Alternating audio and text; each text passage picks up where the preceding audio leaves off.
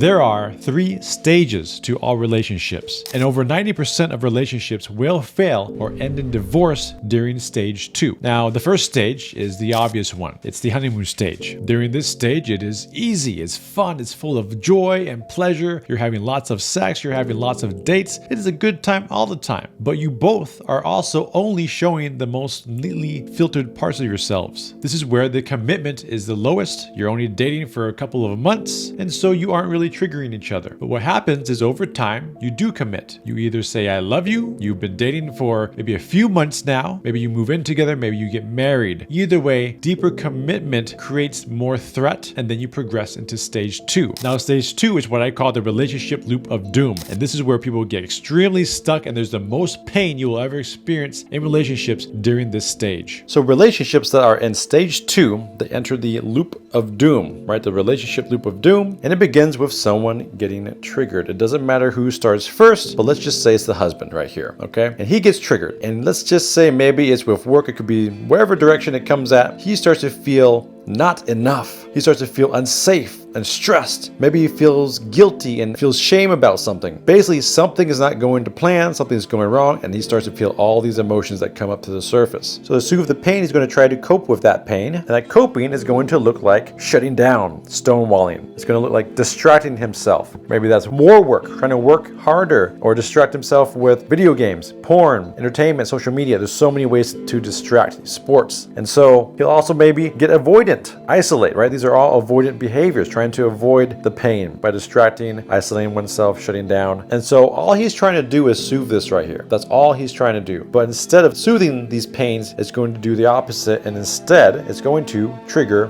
his partner, where now his partner is going to feel alone, unseen, unheard. And when she feels this way, she's going to cope with that pain in her own ways. That coping is going to look like getting very criticizing, getting very emotional, like getting angry and loud, and perhaps getting controlling and manipulative, right? She's trying to do these things to also soothe her pain. You see that? And again, of course, what is that going to do instead? That's right. It's going to trigger the heck out of her partner. So the more triggered that he gets, he's going to want to cope more. The more he copes, triggers her more, and she copes. So essentially it becomes their attempt to feel safe, to soothe their difficult emotions, has the opposite effect, triggers their partners, and causes them to feel even more of the pain. So they trigger each other by coping, and the more they cope, the more pain they feel. This dynamic is literally an infinite loop of doom, and it will not stop. It will continue to happen until the relationship ends in a divorce or a breakup if they do not address these wounds right here, right? If they keep coping, they don't address, if the husband doesn't address his wounds, if the wife doesn't address